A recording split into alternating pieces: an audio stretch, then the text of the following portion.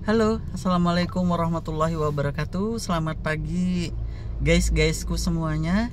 Ketemu lagi di channel kita, Jalan Kopi Kita. Pada pagi hari ini saya ingin bincang santai aja sama teman-teman semua yang mengikuti vlog saya. Judulnya Be Smart. Jadi jadilah cerdas ya. Kita itu jangan suka terpancing isu-isu yang akhirnya juga alih-alih sepertinya menolong diri kita, tetapi akhirnya juga nanti mengorbankan diri kita, baik secara pribadi maupun secara nasional. Dalam hal ini mungkin kayak kisruh-kisruh NKRI yang sedang tidak baik-baik saja saat ini. Jadi misalnya seperti tentang pembubaran DPR tersebut. Jadi pembubaran DPR itu sebenarnya kayak lucu juga kita mendengarnya, karena kita kan dari kecil ya, dari SD itu udah belajar PPKN ya. Dulu kita juga tahu GBHN. Untuk teman-teman yang era tua-tua tahu GBHN ya, garis-garis besar haluan negara, seperti itu.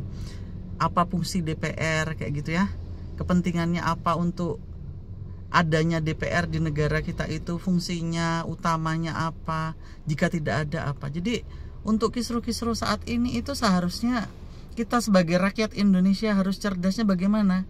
Jangan membubarkan DPR, tetapi gantilah orang-orang yang sekarang sedang ada di dalamnya, karena orang-orang tersebut mungkin tidak qualified atau tidak pas bila ditempatkan di posisi tersebut kayak gitu. Tetapi juga menggantinya bukan dengan ujaran kebencian, tetapi dengan fakta.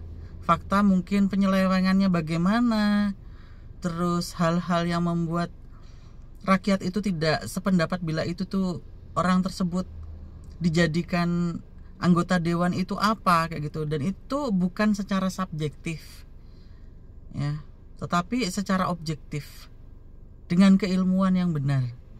Jadi bukan lagi saya inginnya begitu, rakyat inginnya begini kayak gitu tuh, jangan kayak gitu. Kita jangan mengikuti orang-orang bodoh. Orang-orang bodoh, orang-orang pengecut itu hanya bisanya seperti itu. Dia akan memilih apapun yang dia sukai dan dia akan menghindari apapun yang dia tidak sukai. Jadi jika Anda itu memang tidak menyukai sesuatu, itu alasannya apa? Bukan karena alasan Anda tidak suka misalnya dengan artis tertentu, tapi karena mereka artis, atau artis ini kok ternyata jadi anggota dewan seperti ini. Faktanya seperti ini. Tapi juga ada kan artis yang lain, anak artis misalnya, dia dijadikan anggota dewan ternyata juga qualified, karena walaupun dia artis tapi keilmuannya juga baik. Jadi jangan cuma memandang dari salah satu sudut pandang saja kayak gitu ya. Jangan jadi manusia yang kerdil. Kerdil tuh demikian, jika tidak menyukai sesuatu langsung semua hal tentang orang tersebut dienolkan, tidak dianggap, bahkan disingkirkan dengan cara-cara yang tidak baik. Itu jangan kayak gitu. Bagaimana NKRI ini mau maju kalau kita seperti itu? Pakailah dengan jalan yang benar ya.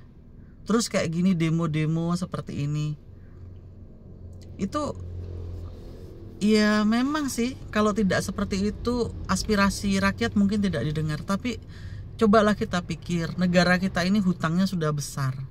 Kalau rakyat itu demo terus menghancurkan bangunan-bangunan infrastruktur seperti ini, nanti juga uang rakyat lagi yang digunakan untuk membangun infrastruktur yang rusak itu.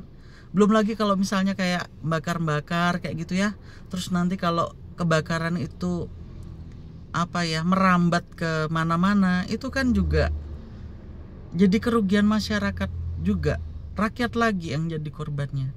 Jadi teman-teman semua, saya mohon maaf lahir batin, saya tidak pintar politik, tetapi saya manusia yang punya logika dan punya ilmu. Maka tolong teman-teman, demolah dengan cara yang baik, sampaikan pendapat dengan cara yang baik, jangan merusak, jangan menyebarkan ujaran kebencian kayak gitu ya. Yang kita tidak suka ini bukan manusianya, bukan orangnya, tetapi tindakannya. Dan tindakannya itu bukan semuanya yang ada di situ, beberapa orang saja gitu. Jadi jangan nanti merambat sampai kemana-mana, sampai nanti jangan sampai terjadi demo pengerusakan pelabuhan, pengerusakan bandara atau rumah sakit, sarana prasarana yang seperti itu dengan alih-alih agar pemerintah mendengar, agar presiden turun tangan. Jangan seperti itu. Anda hanya akan tambah menghancurkan negara dan menyengsarakan masyarakat, rakyat. Jangan pernah melihat sesuatu itu secara globalnya. Tetapi apa sih sebenarnya yang menghancurkan itu apa? Siapa yang menghancurkan itu? Itu yang harus digarisbawahi dan harus dicari betul-betul. Misalnya di anggota dewan, siapa yang membuat usulan-usulan tertentu yang nggak masuk akal itu yang mungkin harus diganti. Bukan lantas langsung wadah besarnya itu ditiadakan kayak gitu. Terus dalam hal ini presiden itu kan harus bekerja sama dengan anggota DPR ya.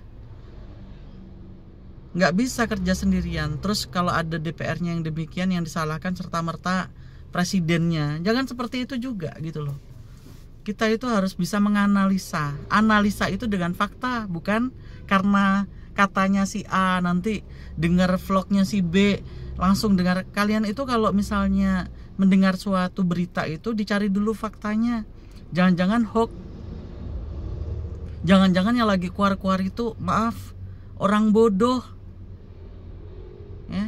Saya tidak menyampaikan DPR itu benar atau rakyat itu salah, atau rakyat itu benar atau DPR itu salah, tidak. Karena saya nggak punya keilmuan sedikit pun tentang politik.